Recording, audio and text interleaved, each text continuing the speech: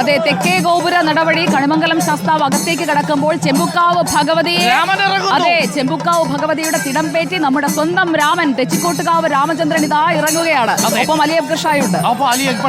തെച്ചിക്കോട്ടുകാവ് രാമനെ നിങ്ങൾക്ക് കാണാം. മറുഭാഗത്ത് നിങ്ങൾക്ക് കാണാൻ കഴിയുന്നത് കണിമംഗലം ശാസ്താവിനെയും. അപ്പോൾ പൂരങ്ങളുടെ വരവായി കഴിഞ്ഞിരിക്കുന്നു. ഇനി ഇവിടെ നടക്കുന്ന പ്രധാനപ്പെട്ട ചടങ്ങ് കണിമംഗലം ശാസ്താവ് വന്നു കഴിഞ്ഞാൽ തൊട്ടു പിന്നാലെ ചെമ്പൂക്കാവ് ഭഗവതിയും അതുപോലെ തന്നെ പനമുക്കുംപള്ളി ശാസ്താവും കിഴക്കേ ഗോപുരത്തിലൂടെ വടക്കുന്നാഥനെ വണങ്ങി തിരികെ കിഴക്കേ ഗോപുരത്തിലൂടെ തന്നെയാണ് അവർ പുറത്തു പോവുക.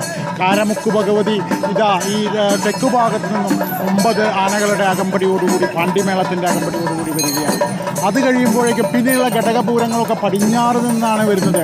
ആദ്യം ലാലൂര് വരും, ചൂരക്കോട്ടുകാവ് വരും, ചൂരക്കോട്ടുകാവിന് ശേഷം അയ്യന്തോൾ വരും, അയ്യന്തോളിന് ശേഷം നെയ്തലക്കാവ് വരും. അങ്ങനെ 12-1 മണിയാകുമ്പോഴേക്കും ഘടകപൂരങ്ങളെല്ലാം വന്ന് പാണ്ഡിമേളത്തിൻ്റെ അകമ്പടിയോടെ വന്ന് വടക്കുന്നാഥനെ വണങ്ങി തെക്കേ ഗോപുരം ഇറങ്ങിപ്പോകുന്ന കാഴ്ച നയനമനോഹരമാണ്. രാവിലെ 7 മണിക്ക് തന്നെ തിരുവമ്പാടി ഭഗവതി തിരുവമ്പാടി ക്ഷേത്രത്തിൽ നിന്നും നടപ്പാണ്ടി മേളത്തിൻ്റെ അകമ്പടിയോടെ നടുവിൽ മഠത്തിലേക്ക് ഇറങ്ങുകയായി. നടുവിൽ മഠത്തിലേക്ക് എത്തി അവർ അവിടുത്തെ പൂജകൾക്ക് ശേഷമാണ് പഞ്ചവാദ്യം ആരംഭിക്കുക. പാറമേക്കാവ് ഭഗവതിയുടെ ഉച്ചയ്ക്ക് 12 മണിക്കുള്ള എഴുന്നള്ളിപ്പ് ചെമ്പടമേളത്തിൻ്റെ അകമ്പടിയോടെ വരികയും അവർ എലിഞ്ഞിത്തറയിൽ കിഴക്കൂട്ടനിയന്മാരും വാദ്യസംഘവും ഒരുക്കുന്ന അതിഗംഭീര പാണ്ഡിമേളവും ഇന്നത്തെ ദിവസത്തിൻ്റെ ഏറ്റവും വലിയ പ്രത്യേകത. വിനോദ്, അപ്പോൾ എന്തായാലും പ്രിയപ്പെട്ട പ്രേക്ഷകർ കണ്ടല്ലോ, പൂരത്തിന്റെ സമഗ്ര ചരിത്രമാണ് കുറഞ്ഞ സമയം കൊണ്ട് വിനോദ് നമ്മളോട് പറഞ്ഞത്. ഇടവേളകളിൽ വിനോദ് വരിക, പ്രിയപ്പെട്ട പ്രേക്ഷകരോട് ഓരോ ചടങ്ങുകൾ വിശദീകരിക്കുക. അപ്പോൾ പ്രിയപ്പെട്ട പ്രേക്ഷകർക്ക് ചടങ്ങുകളെ കുറിച്ചുള്ള കൃത്യമായിട്ടുള്ള വിവരണങ്ങളുമായി പൂരത്തിന്റെ ചരിത്രകാരൻ വിനോദ് നമുക്കൊപ്പം ഉണ്ടാവും. അപ്പോൾ കണിമംഗലം ശാസ്താവും ചെമ്പുക്കാവ് ഭഗവതിക്കൊപ്പം ഉള്ളത് ആരാ? രാമൻ, നമ്മുടെ സ്വന്തം രാമൻ. അപ്പോ രാമനൊപ്പം മറ്റ് 2 ആനകൾ കൂടിയുണ്ട്. 3 ആനകളുടെ ഒപ്പം തന്നെ പഞ്ചവാദ്യം, നാദസ്വരം, അതാണ് കൂടെയുള്ള മേളം.